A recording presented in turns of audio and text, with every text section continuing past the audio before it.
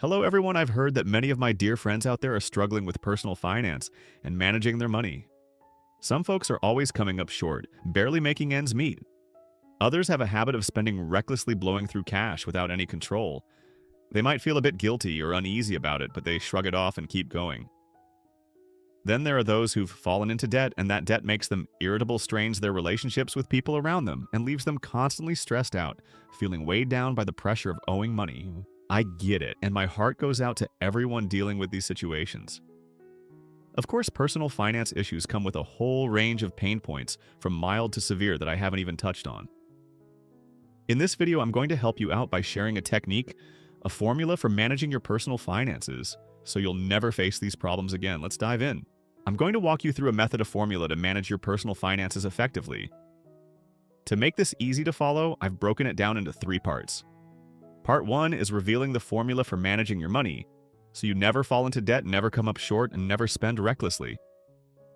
Part 2 will give you some guidance on how to act and what to do if your income isn't enough to cover your living expenses, if you're in a situation where you're working, but still can't make ends meet.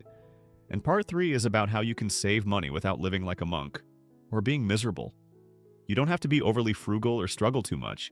There's a way to save, and that's what Part 3 is all about. Got the structure? Clear, awesome. Let's jump into Part 1, revealing the formula. Here's the big reveal. The method I'm sharing with you is super simple. I call it the 3-account STC method. Just remember those 3 letters STC and you're golden. The first account, the S, stands for survival. This is the account for your essential expenses, the must-pay bills every month. Think rent, gas, electricity, water formula for your kids. School fees, those fixed costs you can't dodge. I call this the account that if you don't have it, you're in serious trouble. Imagine not having enough to pay rent this month. The risk of getting kicked out of your apartment is real. That's your survival account, the first one. Every month, figure out how much you need for these essentials. List them all out, and I mean everything. Be as detailed as possible, don't miss a single expense. This is super important, and I'll explain why in a bit. Trust me, it's to your advantage. The second account, the T, stands for thrift savings. This is 15% of your income, no matter how much you make. You need to set aside 15% for savings. If you're in a spot where you're barely scraping by, don't worry, I'll give you some tips in Part 2. But the rule is 15%. I call this the money that if you don't have it, your future is at risk. Life is full of unexpected twists, and you don't want to be in a situation where a single wedding invitation stresses you out because you can't afford a gift. Having a savings account frees you from that anxiety. Life doesn't just throw wedding expenses at you. There's illness, car repairs, broken appliances, you name it. This savings account is critical. It relieves you from financial pressure.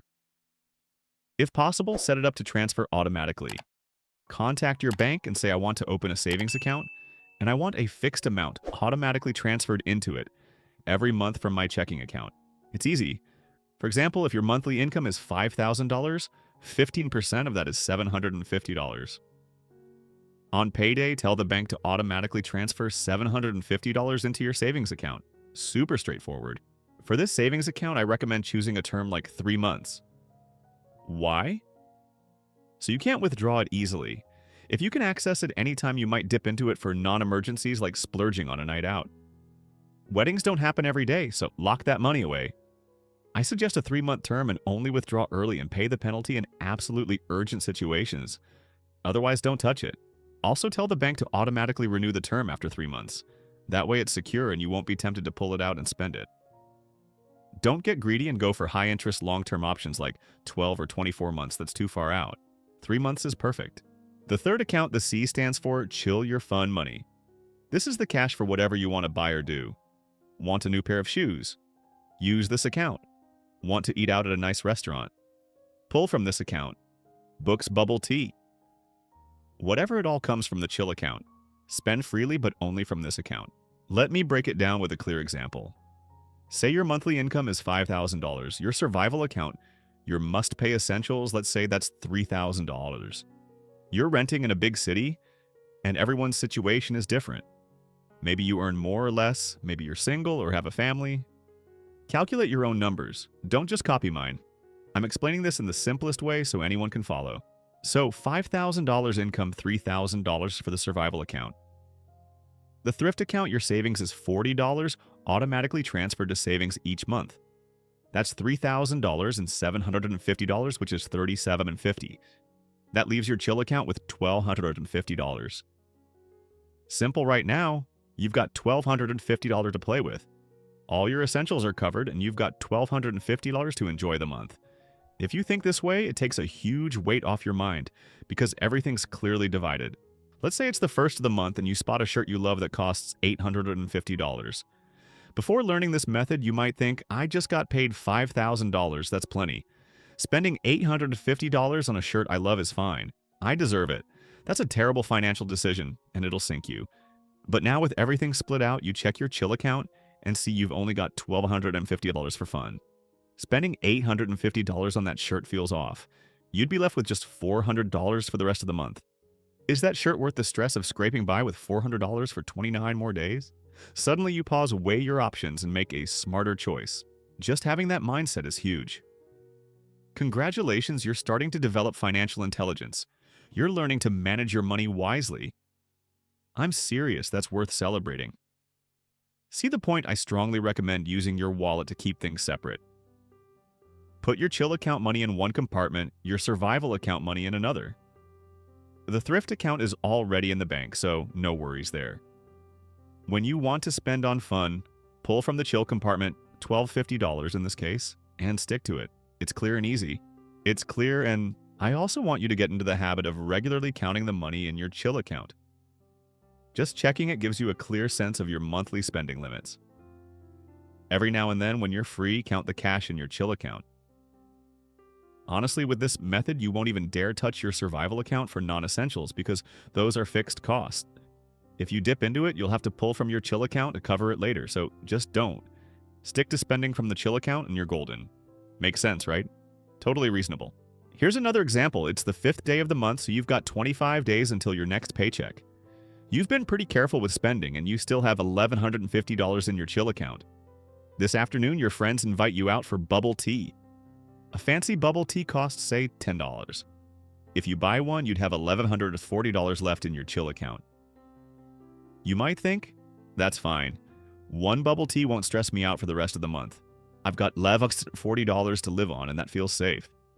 So you go for it. That's financial intelligence, knowing you can afford it without causing anxiety. The beauty of this method is it lets you see your total money clearly. If you don't split your money into accounts, you'll overspend in a heartbeat. But with this system, you can't spend recklessly or foolishly. It's impossible. That's all there is to personal finance, nothing complicated. If you have money left in your chill account, at the end of the month, throw it into your thrift account. You'll feel amazing watching your savings grow. The more you have in that account, the less you'll worry about money. Guaranteed. Now let's look at a different scenario.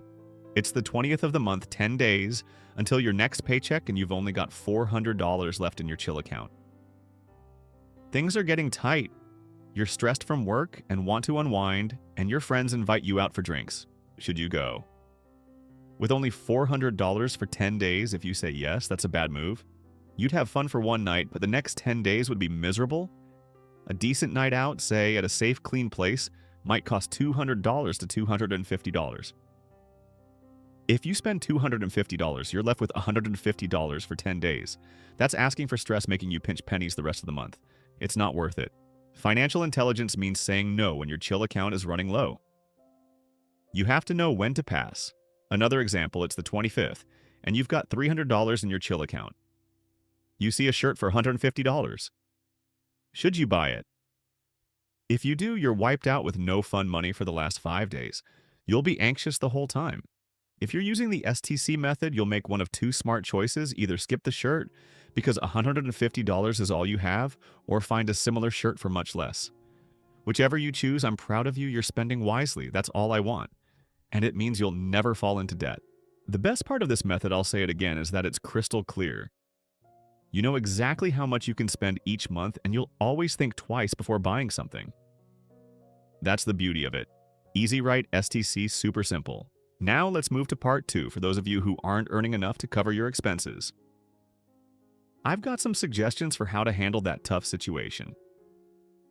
First, a quick recap of part 1. Divide your monthly income into 3 accounts. S for survival, your essential non-negotiable expenses. T for thrift, automatically save 15% of your income. C for chill the rest, which you can use for fun shopping or whatever you want, but only from this account. One note, the thrift account can be flexible. Depending on your income, it could be 10%, 15% or more, but never less than 10%. Now, part 2. This is for those of you who aren't making enough to live on your income is below what you need. I like to use an analogy when people ask me about this: picture a road and a car. You need to get from point A to point B, and your car needs 100 liters of gas, but you only have 80. How do you make it? There's only one way: add more gas. I'm assuming the road can't be shortened, so you need that extra 20 liters. The same applies when you're short on money. If you're broke, the only rule is you have to earn more. Say you've got a family, kids, and you're living in a big city with a $2,000 monthly income. How do you survive? It's tough, so you have to realize you need more money. There are 2 paths: get a raise or switch to a higher paying job. You can't just coast in your current stable job because being broke will slowly crush you. I'm not saying quit tomorrow, but you need to seriously think about this.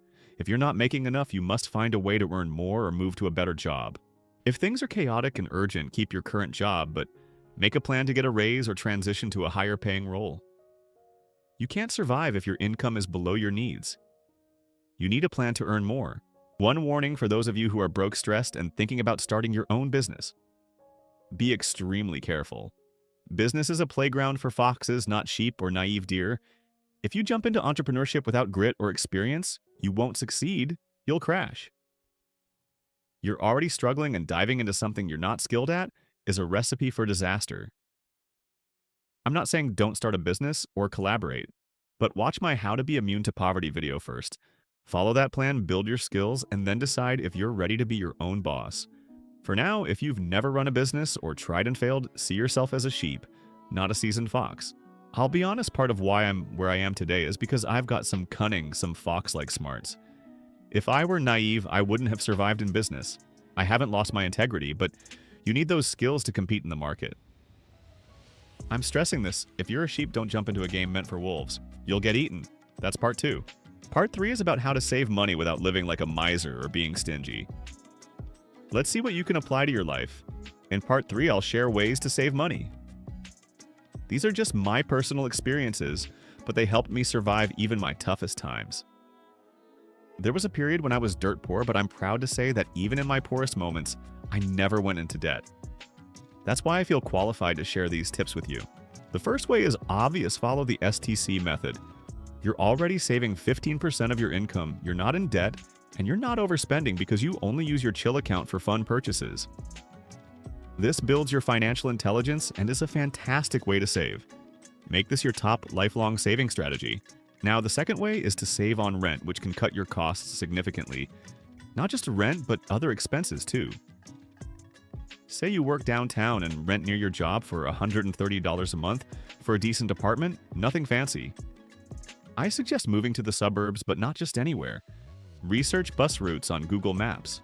Rent a place on a direct bus line with good security. You'll save a ton on rent and transportation. A $2,000 apartment downtown might cost $800 to $1,200 in a suburb like a less central area with the same space. That's half your rent saved. You might worry about the commute, which is why I say rent on a bus route. Wake up early, hop on the bus, and get to work.